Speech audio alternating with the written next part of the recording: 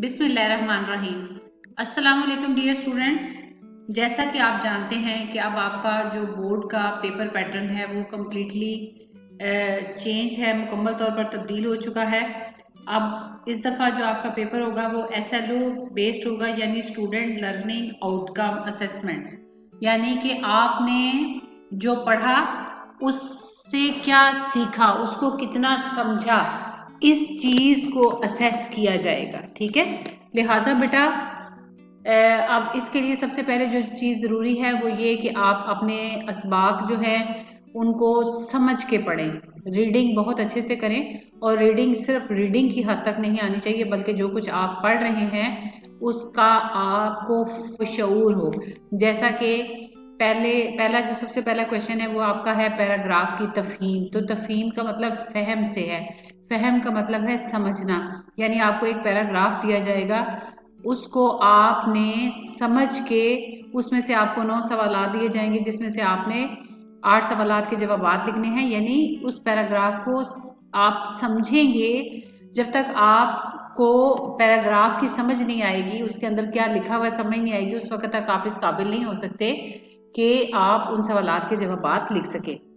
इसी तरह से एक सवाल जो है वो आपका अशार की तफहीम का है, यानी कि आपने इन अशार को समझते हुए दिए गए सवालात के जवाबात लिखने हैं।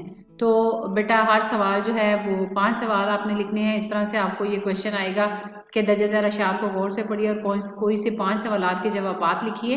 तो 10 नंबर का ये सवाल है और उसमें हर सवाल जो है वो 2 नंबर का है। अगर देखा जाए तो ये सवाल ठीक है, आपको देखने में मुश्किल लग रहा होगा, लेकिन जब आपने अशार की तशरीह याद करनी है तो अब बेटा वो रट्टा सिस्टम नहीं रहा।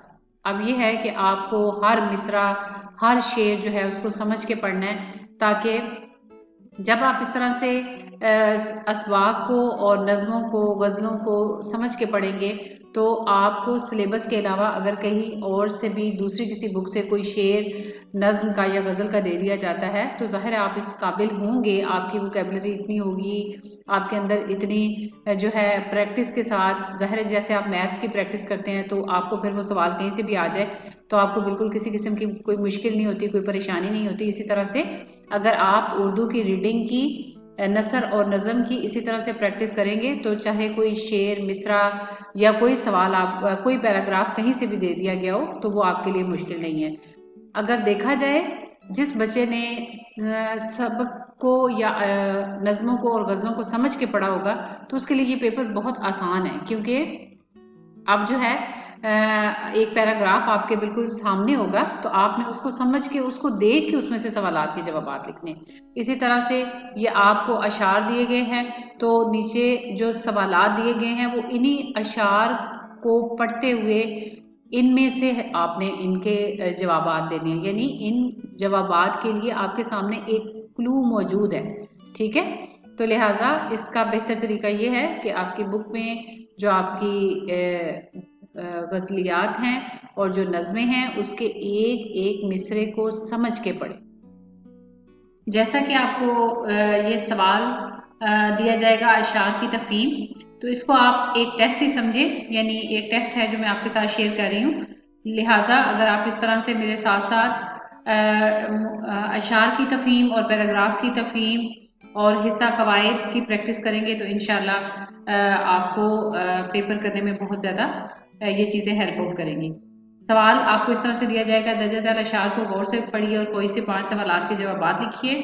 इस तरह से आपको जो है ये बेटा, मैंने वैसे तो आपको मुख्तलिफ जो आपकी शामिल निसाब गज़लियात हैं और जो नज़में हैं उनमें से मिक्स अशार दिए जाएंगे, लेकिन ये वाला टेस्ट जो है वो मैंने सिर्फ आपकी पहली गज़ल जो है जो मीर तकी मीर की है, उल्टी हो गई सब तदबीरें कुछ न दवा ने काम किया, उसमें से मैंने 5 अशार लेके कुछ क्वेश्चन बनाए हैं ताकि आपको थोड़ा सा आइडिया हो सके कि किस तरह से सवालात जो है वो दिए जा सकते हैं या किस तरह के सवालात आपसे पूछे जा सकते हैं। पहले हम एक एक जो नज़्म है या एक एक गज़ल है उसकी प्रैक्टिस करेंगे और उसके बाद हम जो है नज़मों और गज़लियात के अशार को मिक्स करके तो उस लिहाज से जो है हम प्रैक्टिस करेंगे। जी तो बेटा उल्टी हो गई सब तदबीरें, कुछ न दवा ने काम किया, देखा इस बीमारी दिल ने आखिर काम तमाम किया। ये पहला शेर है। इसी तरह से दूसरा शेर है, नाहक हम मजबूरों पर ये तोहमत खुद मुख्तारी की, चाहते हैं सो आप करे हैं, हमको अब बदनाम किया। शेर नंबर 3 है, अहदे जवानी रो रो काटा, पीरी मेली आंखें मूंद, यानी रात बहुत थे जागे, सुबह हुई आराम किया। इसी तरह से शेर नंबर 4 है, ये यहाँ जैसे आप बोलते हैं शायरी में यहाँ लिखा जाता है, यहाँ के सफेदो स्याह में हमको दखल जो है सो इतना है, रात को रो रो सुबह किया, या दिन को जूं तू शाम किया। और आखिरी शेर है, सायदे सीमी दोनों इसके हाथ में लाकर छोड़ दिए, भूले इसके कौलो कसम पर हाय खाम ख्याल किया। तो बेटा इसकी जो तशरीह है वो मैंने बहुत अच्छे तरीके से एक एक मिसरे को जो है मद्देनज़र रखते हुए बड़ी डिटेल में जो है मेरी वीडियो जो है वो यूट्यूब पे मौजूद है। एक वीडियो आसान तशरीह के हवाले से मौजूद है और एक बड़ी डिटेल में मौजूद है, लिहाजा आप इसको समझने के लिए वहां से मदद ले सकते हैं। जी तो बेटा उस वीडियो में आपको मुकम्मल रहनुमाई मिलेगी। उसमें मैंने इसमें डिटेल से बताया कि शायर ने किस शेर में कौन कौन सी सनतों का इस्तेमाल किया है, लिहाजा वो आपको अशार की तफहीम समझने में बहुत ज़्यादा मदद देगी। जी तो बेटा जैसा कि पहले अशार की तफहीम में से पहला क्वेश्चन है, शायर ने मतला में किस बीमारी दिल के बारे में बताया है। तो जाहिर है बेटा आपकी रीडिंग इतनी अच्छी होनी चाहिए और यानी आपने अपने लेसन्स को, अपनी नज़मों को, अपनी गज़लियात को इस तरह बार बार पढ़ा होना चाहिए कि आपको मालूम होना चाहिए कि इन अशार में मतला कौन सा है। जैसे कि इन अशार को देखते ही फौरन जहन में आ जाता है कि ये मीर तकी मीर की जो है पहली गज़ल का पहला शेर है। तो ये मतला है, उल्टी हो गई सब तदबीरें, तो लिहाजा शायर ने मतला में किस बीमारी दिल, और दूसरा आपको क्लू भी ये भी मिल जाएगा कि बीमारी दिल के बारे में पूछा है, तो बीमारी दिल का जिक्र किस शेर में हुआ है, जी पहले शेर के दूसरे मिसरे में।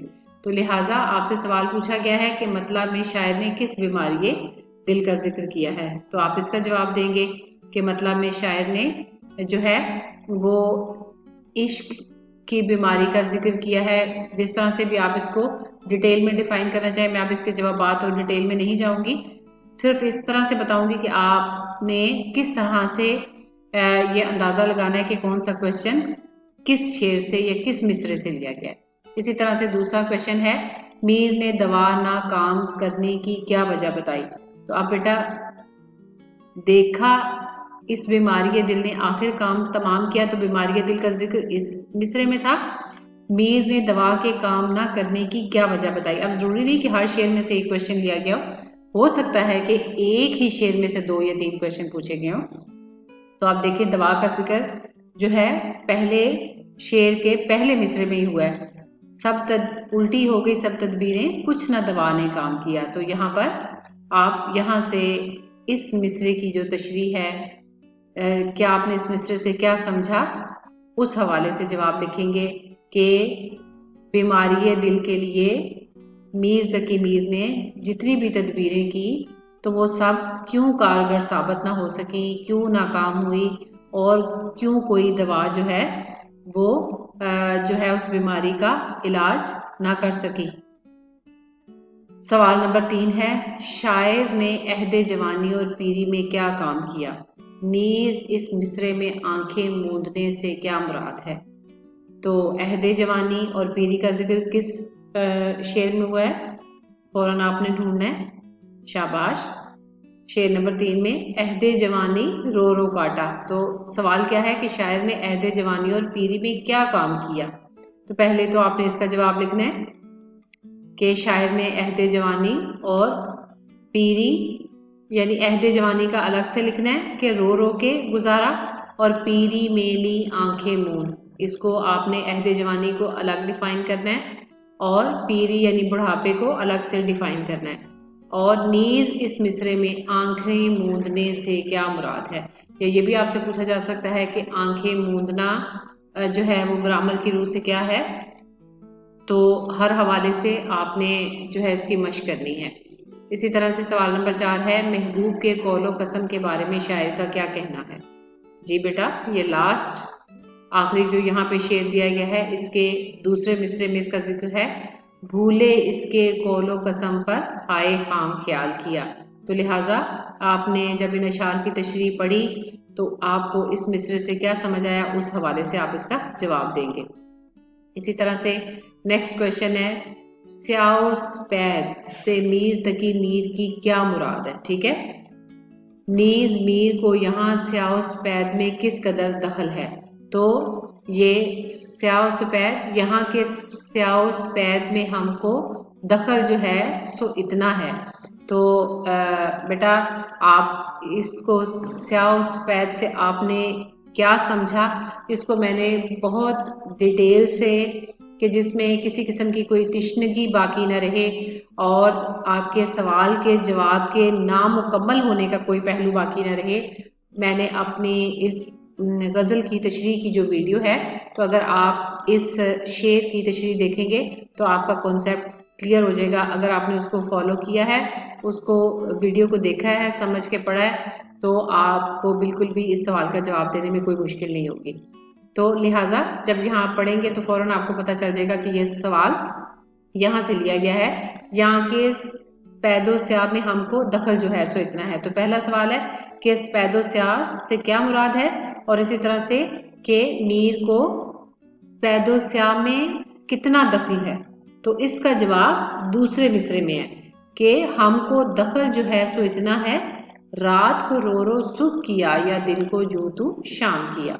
इसी तरह से बेटा नेक्स्ट क्वेश्चन है, शायर मीर तकी मीर किस तोहमत की तरफ इशारा कर रहे हैं। तो अब आपको गेस करना है कि ये जो है इस चीज का जिक्र किस शेर में है।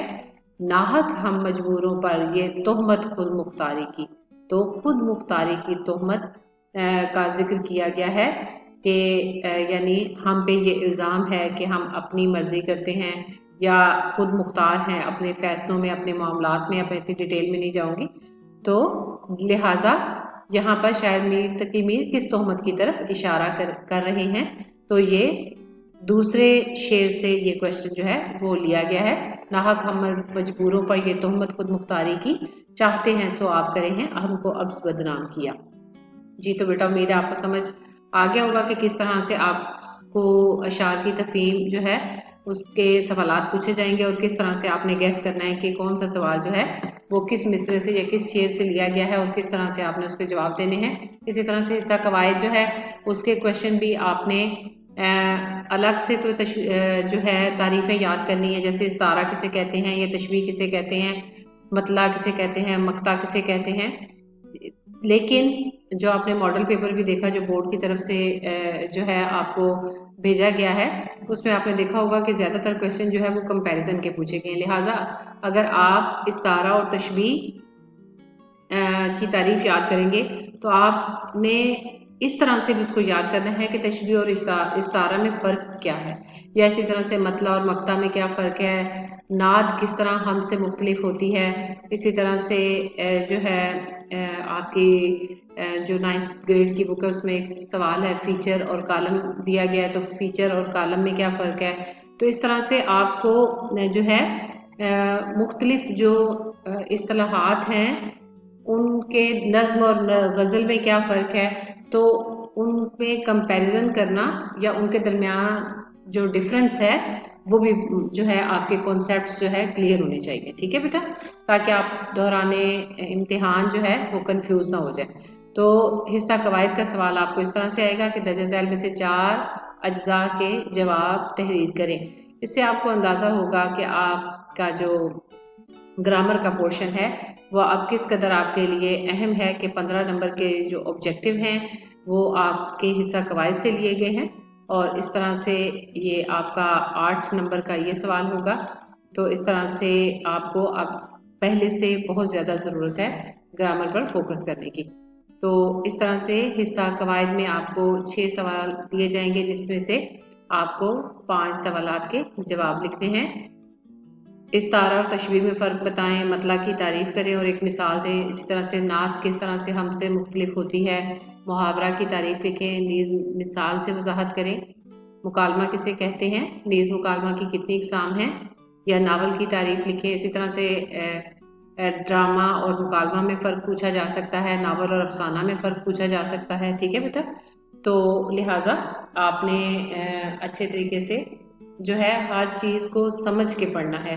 और जब आप ग्रामर पढ़ेंगे तो उसमें आपने ये जहन में रखते हुए पढ़ना है कि इसमें से किस तरह से आपसे ऑब्जेक्टिव सवालात पूछे जा सकते हैं। उम्मीद है ये वीडियो आपके इम्तहान की तैयारी में मददगार साबित होगी।